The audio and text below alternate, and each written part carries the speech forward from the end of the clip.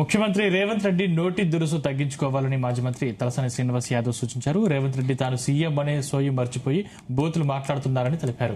TIMS hospital పనులు కేసీఆర్ ప్రభుత్వంలోనే ప్రారంభించామని వాటికి ఇప్పుడు రేవంత్ రెడ్డి రిబ్బన్లు కట్ చేస్తున్నారని విమర్శించారు. మహంకాళి జాతరకు ముఖ్యమంత్రి రేవంత్ రెడ్డి వస్తే స్థానిక ఎమ్మెల్యేగా గౌరవించి స్వాగతం పలికానని గుర్తు చేశారు. మా ప్రభుత్వంలో టిమ్స్ ఆసుపత్రి 60% పనులు జరిగాయన్నారు. భూతు ఇవన్నీ ఓపిక నాకు లేదు. నేనేమంటే ప్రభుత్వం అన్నప్పుడు ఒక రాష్ట్ర ముఖ్యమంత్రి అయినా మంత్రులైనా ప్రభుత్వ కార్యక్రమాలు పోయినప్పుడు ఆ ప్రభుత్వ కార్యక్రమం గురించి మాట్లాడాలి. అది అఫీషియల్ మీటింగ్, అఫీషియల్ ప్రోగ్రామ్. రాజకీయాలు అక్కడ మాట్లాడదు.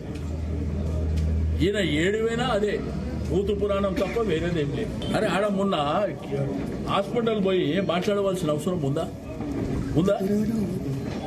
నేనేమంటున్నా, ఒకవేళ కేసీఆర్ గారి ఆధ్వర్యంలో ఆ రోజే దానికి ఫౌండేషన్ వేసి ఆ బిల్డింగ్లు ఈ గవర్నమెంట్ రాకముందే ఆ స్థాయికి రాకపోతే నువ్వు దేనికంటే దానికి సిద్ధం.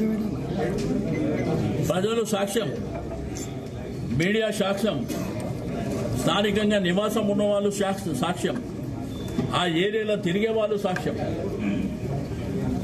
అంతేగాని నేను కట్టించినట్టు ఓకే, నీకు ప్రభుత్వం ముందు ఇనాగ్రేషన్ చేసుకో, మనకేం అభ్యంతరం లేదు. ఎందుకంటే ఎవరు ప్రభుత్వం ఉంటే వాళ్ళు చేసుకోవాలి, అది ప్రోటోకాల్.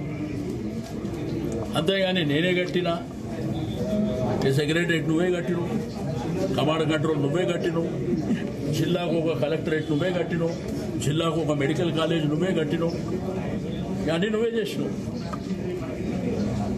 10 ఏళ్ళనంటే ఇనాగ్రేషన్ మేమంటే ఎందుకు చేయలేదంటే రిబిన్ కటింగ్.